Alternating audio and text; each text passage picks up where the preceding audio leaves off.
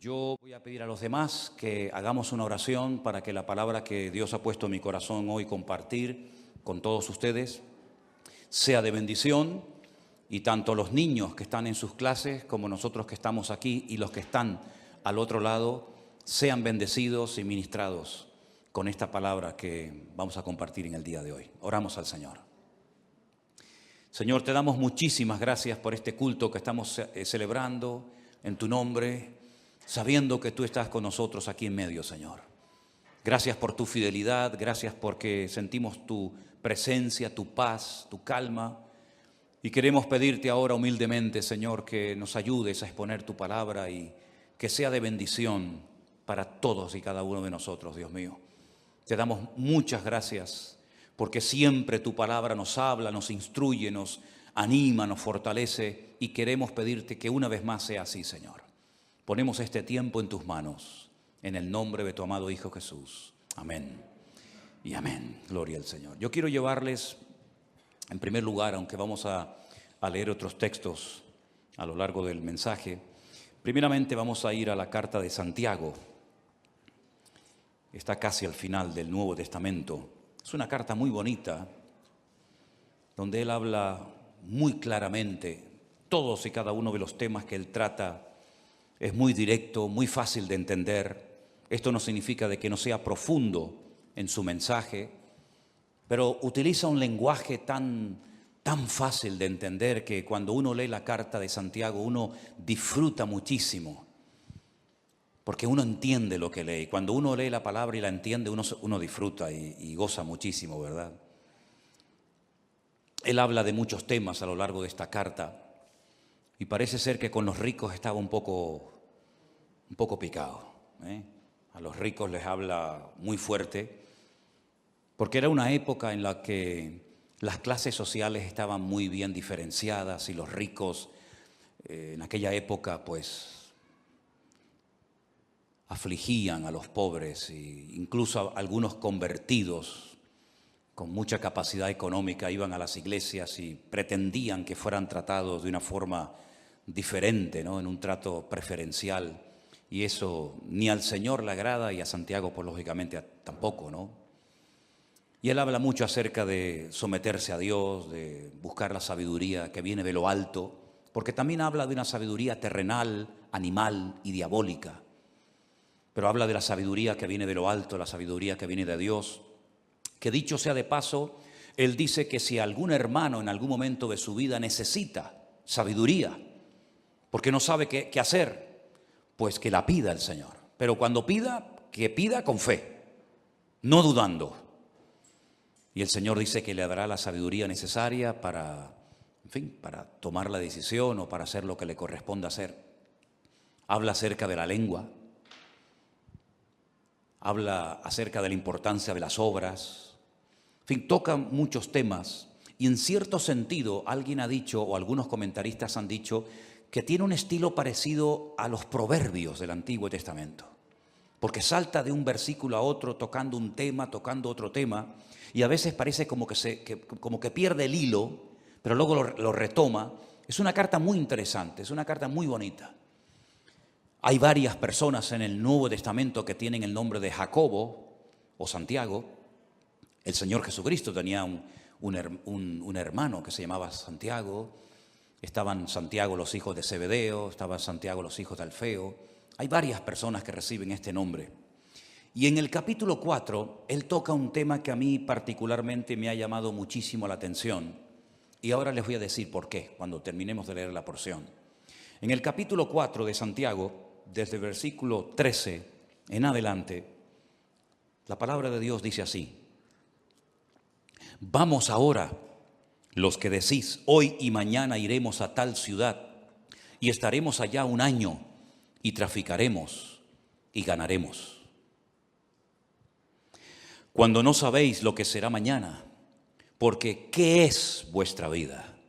Ciertamente es neblina que se aparece por un poco de tiempo y luego se desvanece. En lugar de lo cual deberíais decir, si el Señor quiere, viviremos y haremos esto o aquello. Pero ahora os jactáis en vuestras soberbias. Toda jactancia semejante es mala. Y al que sabe hacer lo bueno y no lo hace, le es pecado. ¿Cuántos dicen amén? Si algo creo que todos hemos aprendido en este último año, es que eso de hacer planes a largo plazo, como que ya no va. Ya todo es a corto plazo. Hemos visto que el mundo cambia de un día para otro con una rapidez tremenda. Hemos visto cómo la economía, las familias, las naciones, todo cambia con una rapidez tan brutal que eso, ya digo, de hacer planes a largo plazo, pues como que ya no va con nosotros. En aquellos tiempos de la Biblia en los que se escribió esta carta, el Imperio Romano no paraba de conquistar nuevas tierras. Y cuando conquistaba nuevos territorios, Roma tenía la costumbre de levantar nuevas ciudades y de invitar a la gente alrededor o de otras naciones a que fueran a vivir a esas ciudades. Y muchos judíos iban, porque el Señor les dio a ellos la capacidad de hacer negocios y de ganar dinero. Y muchos judíos iban a esas ciudades recién inauguradas para empezar una vida nueva. Y hacían planes, sobre todo con el objetivo, con la intención de ganar dinero, de hacerse ricos rápidamente, porque montarían el primer negocio de lo que fuera y lógicamente la gente tendría que recurrir a él para comprar lo que fuera. Y Santiago, observando la costumbre que había en aquella época de buscar nuevos territorios, nuevos lugares para empezar una vida nueva y ganar dinero rápidamente, fácilmente, dirige estas palabras específicamente a ese tipo de personas. Esas personas que hacían planes sin consultar con Dios. Esas personas que hacían planes a largo plazo y no metían a Dios en sus planes, sino que tenían como una especie de agenda, pero Dios no aparecía por ninguna parte. Y hay una clarísima advertencia para nosotros los creyentes hoy en día acerca de no hacer planes a largo plazo, porque es perder el tiempo y sobre todo cuando no consultamos con Dios podemos correr graves peligros. ¿Qué es la vida? Es el título del mensaje de hoy. Santiago dice que la vida es como una neblina que aparece por un poco de tiempo y cuando te das cuenta se ha desvanecido y se ha ido para siempre. La semana pasada fui a un tanatorio a darle la despedida a un hermano mucho más joven que yo, que tuvimos la oportunidad de conocerlo con 14 años y llevarlo a los pies de Cristo, y por un tumor que tenía en su cabeza, pues ya en este momento no está entre nosotros, sino que está en la presencia del Señor. Y algunos de ustedes lo conocieron, porque durante algún tiempo fue el batería de esta congregación, de esta iglesia, nuestro hermano Santi, que partía a la presencia del Señor la semana pasada.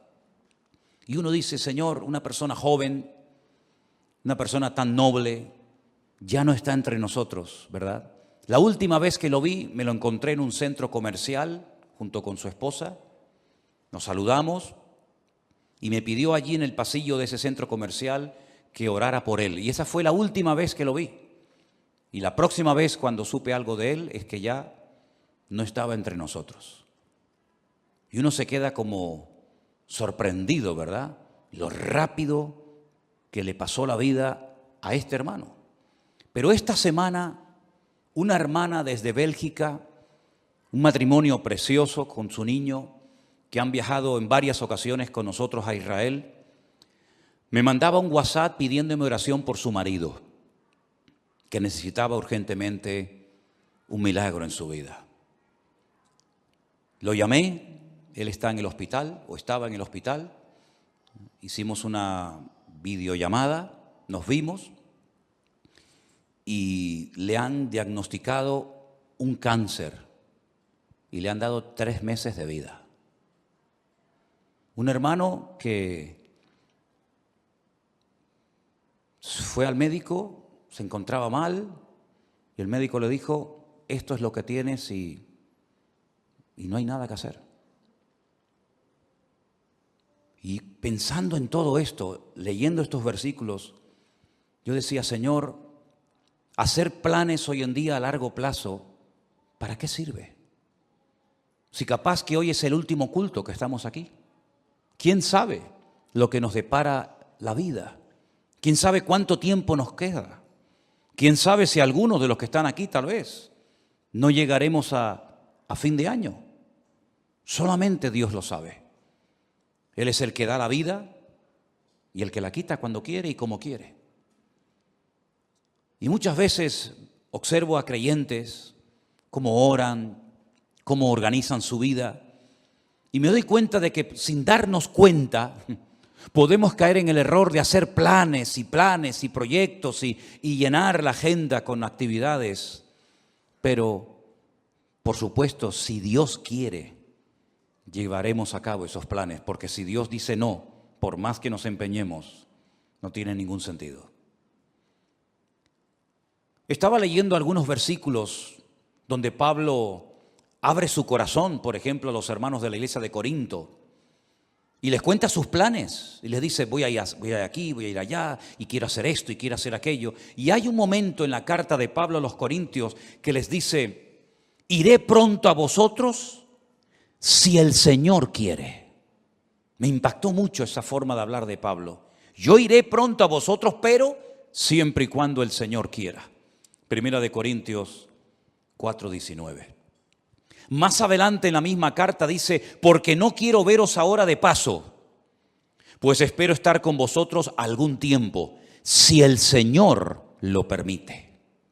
Primera de Corintios 16:7. Un varón de Dios, un hombre con unos dones y unas habilidades ministeriales tremendas, pero él sabía perfectamente que si el Señor no permitía, si el Señor no quería que fuera a Corinto, a Macedonia, a Éfeso, a donde fuera, no iba a ir por muchos planes que tuviera. Y esa es la mentalidad con la que nosotros tenemos que movernos hoy en día.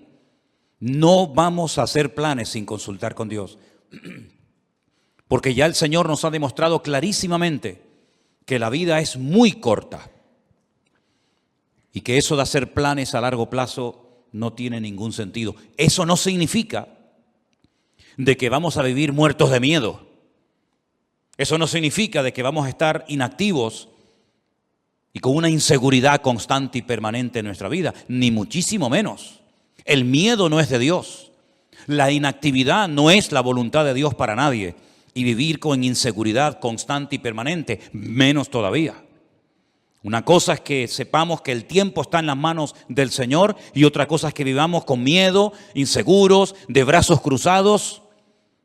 Nada que ver en absoluto. El futuro no está en nuestras manos. No controlamos el factor tiempo. ¿Saben ustedes, hermanos, que hay 533 versículos en la Biblia que hablan acerca de la importancia del tiempo? 533 versículos. Y hay un capítulo casi entero, que es el famoso capítulo 3 del libro de Eclesiastés, donde en 29 ocasiones diferentes Salomón utiliza la palabra et, que es la palabra tiempo. Y él dice que en la vida tenemos que mentalizarnos, estar preparados y reconocer que en la vida hay tiempo prácticamente para todo. Tiempo para morir, tiempo para vivir, para morir, tiempo para sembrar, tiempo para cosechar, tiempo para reír y pasarlo bien y tiempo también para llorar. Y él habla en 29 ocasiones de distintas circunstancias o situaciones en la vida en las que nos vamos a encontrar, porque prácticamente tendremos tiempo para todo.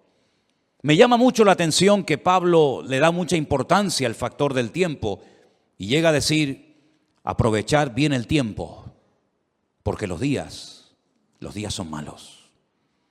También Salomón en esos proverbios tantos que escribió, hay uno que aprendí hace muchos años que es el 27:1, que dice, no os jactéis del día de mañana, porque no sabes qué traerá de sí el día. No te jactes, como diciendo, bueno, yo controlo el presente, el mañana y el pasado mañana. No te jactes, no hables así, porque tú no sabes lo que va a traer el mañana. El mismo Señor Jesucristo nos enseñó en el Sermón del Monte que no tenemos que estar afanados ni preocupados por el día de mañana, sino que basta a cada día su propio afán. ¿Cuántos dicen amén? Estamos viviendo estos días con mucha expectativa y viendo a ver qué es lo que termina de suceder en este país de Kabul, de Afganistán, cuya capital es Kabul, ¿verdad?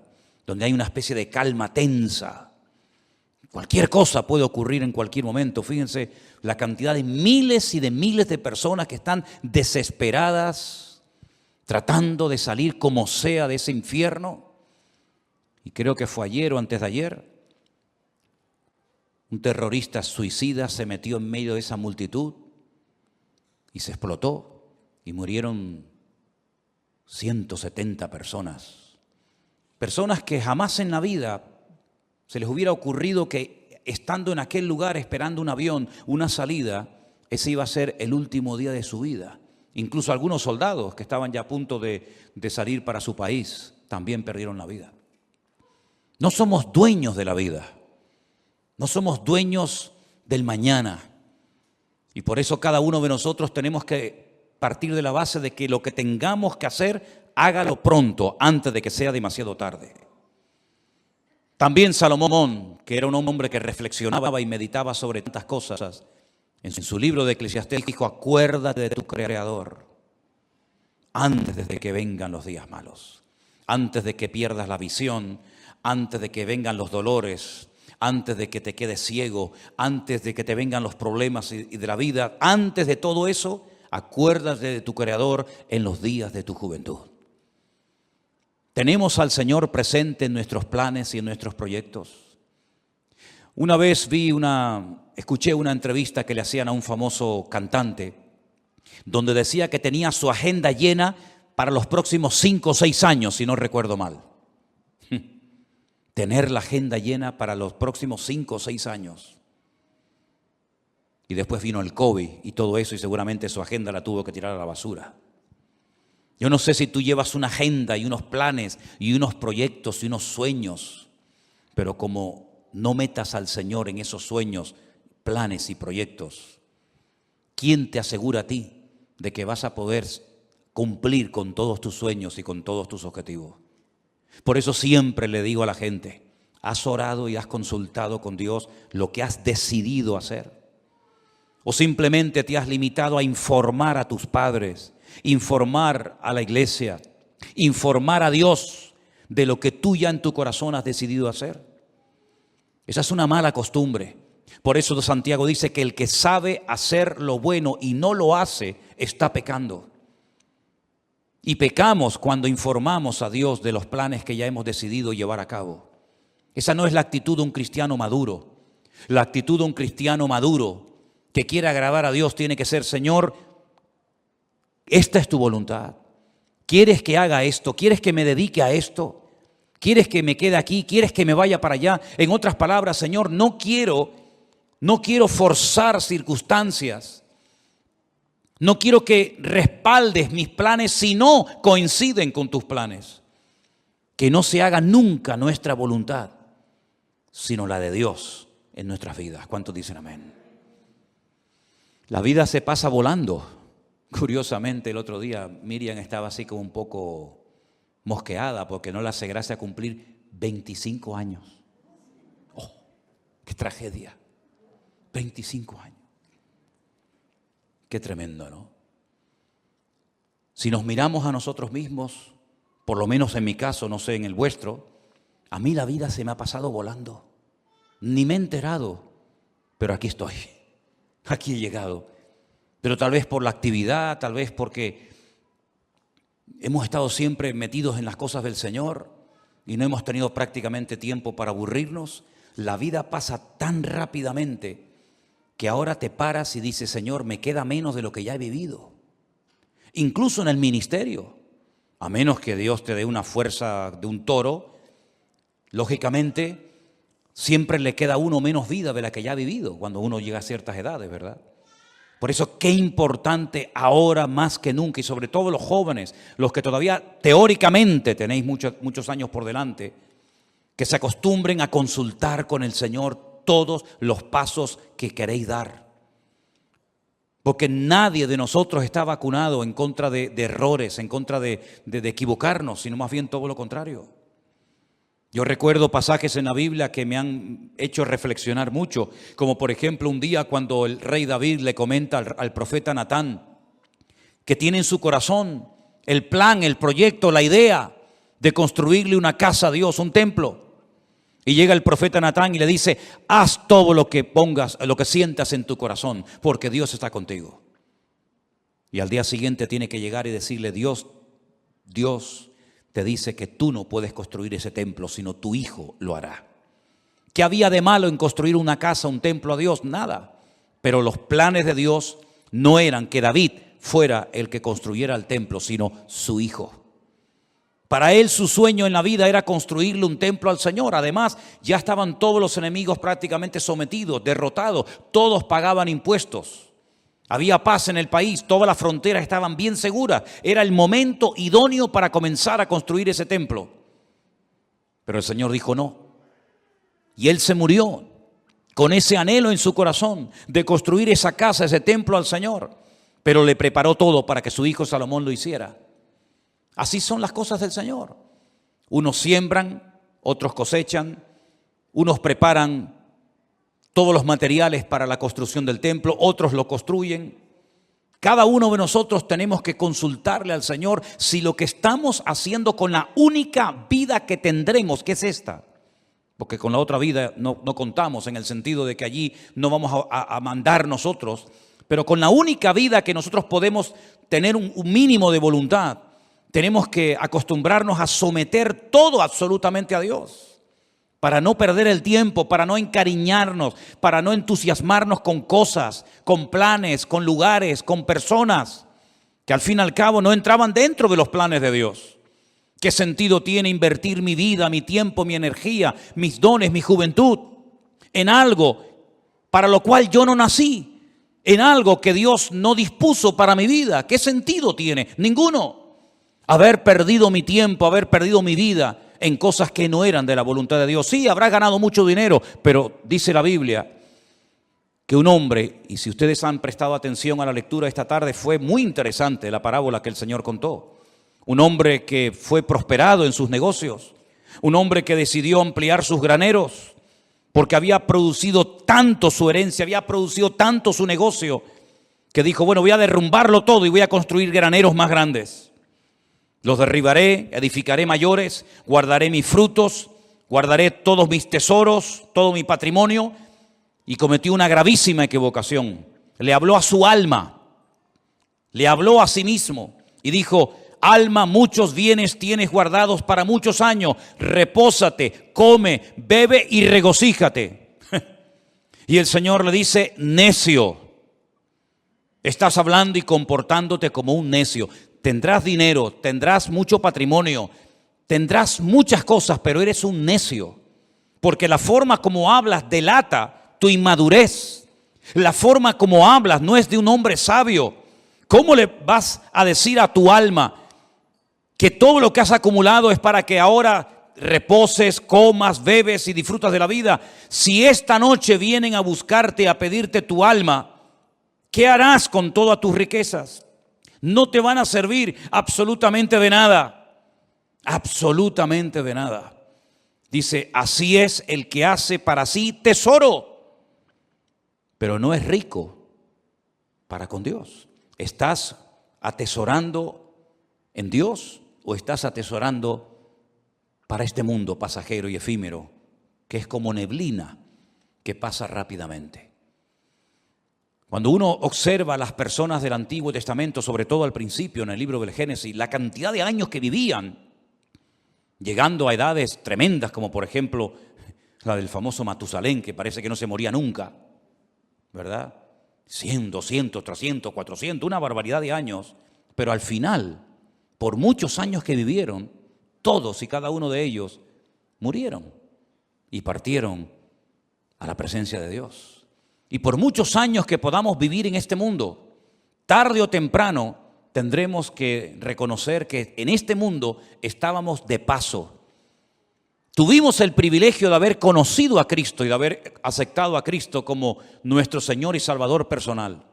de haber entendido el Evangelio. Pero no solamente eso es importante, sino una vez que yo me he convertido, lo cual no es fruto de la casualidad, sino del plan de Dios para mi vida, como aquel sabio hombre, tenemos que decirle al Señor, y ahora que soy salvo, ahora que he entendido el Evangelio, cuando hay millones y millones de personas en el mundo que no saben ni quién eres, jamás en la vida han tenido una Biblia en la mano, y yo dentro de toda esa multitud enorme de personas te he conocido, he entendido la palabra, tengo la Biblia conmigo cada día, ahora ¿qué quieres que yo haga? Porque sería absurdo y necio por nuestra parte pensar que me he convertido para nada. Simplemente para no irme al infierno, simplemente para ir a la presencia del Señor. Y el tiempo desde que me convertí hasta que vaya a la presencia del Señor, ¿qué hago? Puede ser que en algunos casos algunos tienen que seguir haciendo y dedicándose a lo que hicieron antes de convertirse, no digo que no. Pero por ejemplo el apóstol Pablo o Saulo de Tarso recién convertido tuvo el valor de preguntarle al Señor, ¿qué quieres que haga? Porque teóricamente, lo humanamente, lo lógico hubiera sido volver a Jerusalén, contarle a los que te enviaron que tuviste una experiencia que te cambió la vida y seguir con tu tradición, con tu ley, con tu mundo de rabino, etcétera, etcétera. Pero fue valiente y se atrevió a decirle a Dios, ¿y ahora qué quieres que haga? Y el Señor le dijo, entra en la ciudad y se te dirá lo que debes de hacer. No le habló un ángel, no le habló Dios con una voz audible revelándole el plan para su vida, pero Dios utilizó a un hombre fiel que estaba viviendo en aquella ciudad que se llamaba Ananías. Y Ananías fue, oró por él y le dijo, hermano Saulo, esto y esto es lo que Dios quiere que hagas con tu vida. ¿Tú has tenido esa segunda experiencia? ¿O has tenido solamente la experiencia de haber nacido de nuevo, gloria a Dios por ella? ¿O has tenido la segunda experiencia de decir, no solamente me convertí, sino que además esperé en el Señor y el Señor me reveló cuál era su voluntad para mi vida? Yo sí la tuve, tanto la primera como la segunda. Le dije una noche al Señor, muy joven, ¿qué quieres hacer con mi vida? Y Él puso en mi corazón y las puertas se me abrieron y las circunstancias se dieron para que yo me preparara. Y en los últimos 40 años de mi vida he estado sirviendo a Cristo, lo cual ha sido la mejor decisión que he tomado en toda mi vida. Y lo que lamento es que no podré tener tal vez otros 40, 50 o 60 años sirviendo al Señor, porque hay tanto por hacer. Hay tantas vidas que aún no han conocido a Cristo. Hay tanta palabra que aún queda por enseñar. Pero gloria al Señor que en la Biblia vemos que uno moría y Dios automáticamente levantaba a otro. Me imagino que para el pueblo de Israel habrá sido una tragedia, una pérdida tremenda el haber perdido a Moisés, porque además ni pudieron enterrarlo, porque se fue una mañana a orar al monte y nunca más volvió, porque dice que Dios lo enterró y nadie sabe dónde Dios lo metió. Y me imagino que algunos habrán dicho, ¿y ahora qué hacemos? El Señor levantó a otro hombre llamado Josué. Amén, hermanos. Y Josué terminó la tarea que Moisés no pudo acabar, que era la de introducir al pueblo de Israel en la tierra prometida y después distribuir la tierra proporcionalmente a todas y a cada una de las tribus de las familias. Y cuando muere Elías, aquel hombre valiente, aquel hombre que Dios usó tanto, alguien habrá dicho, bueno, ¿y ahora? ¿Ahora cómo Dios nos va a hablar si no hay nadie? Claro que había alguien. Dios levantó a un Eliseo. La tragedia fue que cuando murió Eliseo no hubo otro que se levantara como él. Y hoy en día tenemos que partir de la base de que nos complementamos los unos a los otros. Y uno llega hasta un punto y el otro sigue de ese punto al siguiente y así sucesivamente. Y tenemos que pedirle al Señor, Señor, ¿para qué me has traído a este país? ¿Para qué me has traído a esta iglesia? ¿Por qué he conocido este ministerio? ¿Por qué te he conocido a ti? El otro día paseando por la calle, oía a algunas personas hablar y conversaciones y yo decía, Señor, no sé cómo hoy en día hay gente que es capaz de vivir sin Dios. Vidas huecas, vidas vacías, no tienen tema de conversación, siempre hablan de lo mismo. Pones la televisión y llega un momento que dices, Dios mío, me siento como un bicho raro. Todo lo que oigo es como en otra frecuencia completamente diferente a la que nos tenemos que mover los creyentes. Vemos una necesidad tremenda en Afganistán. Bueno, yo no hablo el idioma de ellos ni mucho menos, pero hasta te entran las ganas de decir, Dios mío, me gustaría ir para allá para poder evangelizarles y poder hablarles de Cristo, ¿no? Y como en Afganistán hay 20.000 lugares en el mundo donde hay tanta necesidad y tanta gente que no conoce al Señor. Y después, por otra parte, te encuentras a un montón de creyentes aburridos, que no le encuentran sentido a su vida. Creyentes que pasan los días, las semanas, los meses y los años, y cuando no le duele aquí, le duele allá, y cuando no le duele allá, le duele por allá, y siempre soy yo, mi necesidad, mi economía, mi dolor, mi artrosis, mi artritis, mi no sé qué. Y yo digo, pero Dios mío, ¿cuándo nos vamos a dar cuenta de que no estamos en esta vida para perder el tiempo? Sino que estamos en esta vida para cumplir con el propósito por el cual tú permitiste que yo naciera y volviera a nacer de nuevo al conocerte a ti. ¿Qué es la vida? Neblina, lo dice bien claramente la palabra de Dios. Es una neblina. Cuando te das cuenta, llegas a los 25, a los 30, a los 40, a los 50, a los 60, a los 70, a los 80 y vamos a parar ahí. Y uno dice, ¿y qué son 80 años? ¿Qué son 90 años? Me acuerdo un día fui a ver a mi abuelo en los últimos días ya de vida que le quedaban. 106 años tenía en ese momento cuando hablé con él y se me queda mirando y me dice, ¿y yo por qué vivo tanto? ¿Por qué vivo tanto? No me muero nunca, me dice. He enterrado a todos mis amigos, he enterrado a montones de gente. Y se cumplió aquello que decía mi padre, el viejo, el abuelo nos va a enterrar a todos, porque todos se morían menos él. Pero al final murió, se le acabó la pila. Y uno dice, madre mía, 106 años. ¿Y qué son 106 años? No es nada, es neblina que pasó. Duró un poco más la neblina ese día, pero al final la neblina terminó también disolviéndose. Hay un versículo en la Biblia, en el libro de Eclesiastés, vengan conmigo por favor al capítulo 3, muy interesante, donde Salomón, reflexionando acerca de lo que es la vida, las distintas circunstancias, momentos y experiencias que vamos a tener, él dice lo siguiente: ¿qué provecho tiene el que trabaja de aquello en que se afana? Eclesiastés 3:9. ¿Qué provecho tiene? ¿Cuál es el objetivo? ¿Cuál es la finalidad de aquello en lo que me afano? Dice Salomón, yo he visto el trabajo que Dios ha dado a los hijos de los hombres para que se ocupen de él. Todo lo hizo hermoso en su tiempo y ha puesto eternidad en el corazón de ellos, sin que alcance el hombre a entender la obra que ha hecho Dios desde el principio hasta el fin. Yo he conocido que no hay para ellos cosa mejor que alegrarse y hacer bien en su vida. Y también que es don de Dios que todo hombre coma y bebe y goce el bien de toda su labor. He entendido que todo lo que Dios hace será perpetuo. Sobre aquello no se añadirá ni de ello se disminuirá, y lo hace Dios para que delante de él teman los hombres. Aquello que fue ya es, y lo que ha de ser fue ya, y Dios restaura lo que pasó. Es como un círculo, ¿verdad? Unos van, unos vienen, unos mueren, unos nacen. Pero las lecciones que el Señor ha grabado a fuego en nuestros corazones en este último año, creo que no tenemos que olvidarlas nunca en la vida. Dios nos está dando oportunidades hoy en día más que nunca para que podamos hacer lo más importante que podemos hacer, que es servir a Dios, servir a su obra y dar la vida en rescate por muchos. ¿Cuántos dicen amén?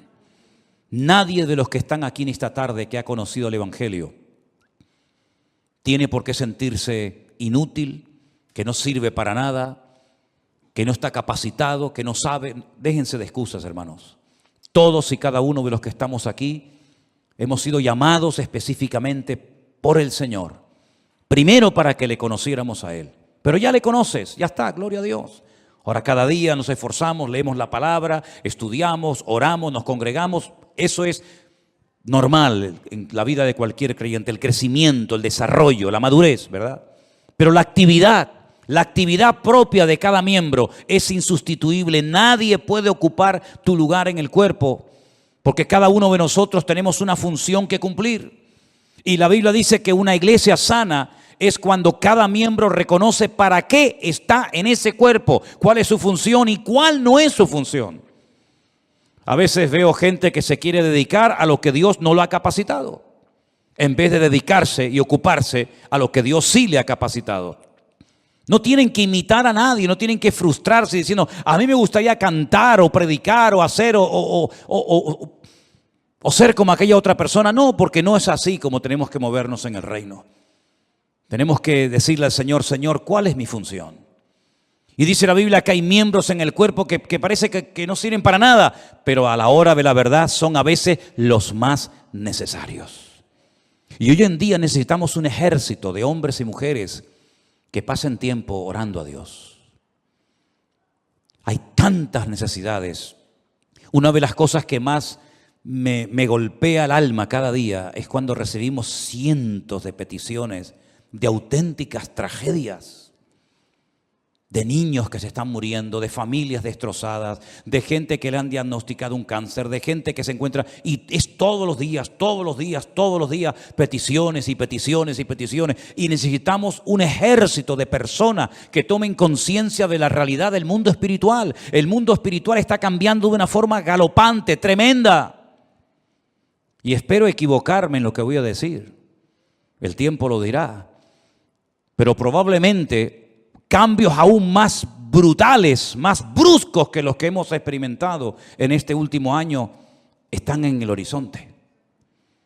Desde hace años, simplemente para ponerles un pequeño ejemplo, desde hace años Israel viene advirtiendo al mundo del peligro de que una nación árabe se haga con armas atómicas. No hay ninguna nación árabe hoy en día en el mundo que disponga de armamento nuclear, ninguna. Pero hay una que Israel viene años diciendo están preparándose para tener su armamento nuclear, y me refiero concretamente a Irán, la antigua Persia. El Estado Mayor del Ejército de Israel acaba de anunciar hace unos días algo que muchas veces no aparece en los medios de comunicación, que en menos de 2 meses se calcula que Irán ya puede tener su armamento nuclear preparado y dispuesto. ¿No les ha sorprendido la velocidad y lo rápido con lo que están saliendo los soldados norteamericanos, por ejemplo, de Afganistán, donde han estado 20 años? ¿Por qué tanta prisa? ¿Por qué tanto apuro? Parece que hay que salir ya. ¿No lo podían haber hecho hace años de una forma más escalonada, mejor organizada? ¿Por qué tanto a prisa? Porque Estados Unidos no puede permitirse el lujo de tener a 400,000 soldados en un país haciendo prácticamente nada, sabiendo lo que se viene encima. Israel se está preparando para atacar Irán. No puede esperar que Irán le ataque, porque si Irán le ataca, lo destruye. Israel tiene que pegar primero para no ser destruida. Si en los próximos meses, como se comenta, Israel decide atacar Irán, porque sabe que le queda poco tiempo, menos de 2 meses, para decir vamos a por ellos, el mundo va a cambiar completamente. Por eso cuando veo a creyentes hablando de vanidades, de modas, de cosas ridículas y absurdas, yo digo, pero no son conscientes de la que se nos viene encima. Si este hecho, que espero que se dilate en el tiempo, se va a llevar a cabo en los próximos meses, nuestra vida va a cambiar para siempre. Y puede ser el inicio perfectamente de una tercera guerra mundial, donde se van a utilizar una serie de armas que no se han utilizado jamás, y donde los bloques bien posicionados, los chinos, los rusos, los árabes, Occidente, Oriente, ya cada uno sabe dónde colocarse y qué fichas mover en el tablero. Por eso lo que tengamos que hacer, queridos hermanos, vamos a hacerlo pronto, porque el tiempo se acorta y no hay tiempo que perder. Y la palabra del Señor nos enseña que Cristo viene pronto, pero antes de que el Señor venga, dará un tiempo de gracia para que el hombre conozca el Evangelio. Pero dice, ¿cómo creerán si no hay quien les predique. No tenemos que decir que no ha habido personas que se han convertido, vamos a decir, entre comillas, solas. Sí, hay algún caso por ahí, sí. Alguna persona que se compra una Biblia, que viene a una iglesia, sí, pero son los menos. El sistema de Dios es que la iglesia se ponga las pilas y predique el evangelio a tiempo y fuera de tiempo. Y la Biblia dice que antes de la venida del Señor habrán una serie de señales que ya se están dando y que probablemente muchos de nosotros las veamos y por lo tanto ya no hay tiempo que perder. Sé sabio con la utilización de tus recursos económicos. Sé sabio con tu tiempo. Organízate de tal manera de que tengas tiempo para estudiar las profecías, para prepararte, para servir al Señor. Y mira, y cualquiera, sea pastor o no sea pastor, lleves un año, lleves poco tiempo, cualquiera puede ir a una librería cristiana y comprar 100, 200 Nuevos Testamentos, Biblias, y salir por el barrio un día y regalárselas a esos jóvenes que están ahí en la calle, o al señor que está en el bar que saludas todos los días. Cualquiera de nosotros puede acercarse a una persona y decirle, oye, mira, quiero regalarte algo que te va a venir muy bien, un libro, una Biblia, un Nuevo Testamento, invitarlo un día al culto, darle una tarjeta, que hay cientos de tarjetas todavía por ahí sin repartir, donde aparece la página web de la iglesia, los canales de Facebook y de YouTube, para que puedan escuchar la palabra de Dios. ¿Sabes cuántas miles? Y ya puedo hablar de miles, ¿Sabes cuántas miles de personas viendo las redes sociales se han reconciliado con el Señor y han conocido a Cristo como su Señor y Salvador personal en este último año? Es incontable el número. Es incontable. Me decía uno de los colaboradores que tenemos en Centroamérica, en Costa Rica, y dice, pastor, es imposible controlar esto, perdimos el control. Ya ni siquiera los grupos de WhatsApp nos sirven porque ya hemos llegado a un límite en el que ya ahora tenemos que comenzar a meter a la gente en otros sistemas porque ya el WhatsApp se nos ha quedado corto. Cientos y cientos y cientos y cientos, miles de personas. Me decía Priscila el otro día, que es una de las que atiende los correos, un promedio de 100 y pico correos cada día, ¿sí o no? Necesidades, peticiones, vengan para aquí, queremos bautizarnos, queremos casarnos, queremos abrir una iglesia, queremos que nos visiten todos los días, todos los días, todos los días. Por eso, mis queridos hermanos, no hay tiempo que perder. ¿Qué es la vida? Es neblina que se pasa, pero mientras estemos con vida, podemos ser útiles en las manos de nuestro Dios.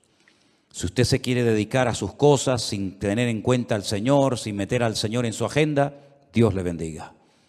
Pero necesitamos urgentemente de hombres y de mujeres que se tomen en serio este tiempo y que sepan que queda poco tiempo.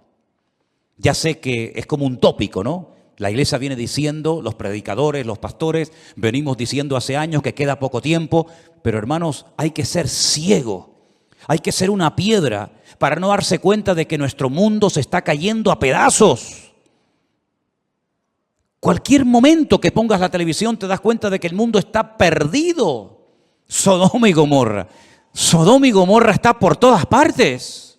Las presiones, las tentaciones, la manipulación, etcétera, etcétera, que está viendo en nuestro tiempo, jamás en la historia lo habíamos vivido. De hecho, hasta la gente, si se han dado cuenta, hasta la gente ha cambiado.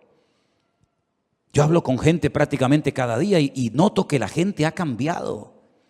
Antes podías dialogar, hasta discutir de religión, discutir de Dios, discutir de Biblia, pero están como cauterizados, como robotizados. Ni sienten ni padecen. Antes discutías que si los católicos, que si los evangélicos, que si la Virgen, que si los santos. Hoy en día la gente está con una frialdad tan espectacular que ya no es como antaño, que el tema religioso, entre comillas, era una novedad. Hoy en día, ¿quién habla de Dios? ¿Quién habla de Biblia? Prácticamente nada. Es una de las señales de los últimos tiempos, la frialdad del mundo hacia Dios, pero que no sea la característica de la iglesia hoy en día para nosotros, porque la Biblia dice que el amor de muchos también en los últimos tiempos se enfriaría, mas el que persevere hasta el fin, ese será salvo.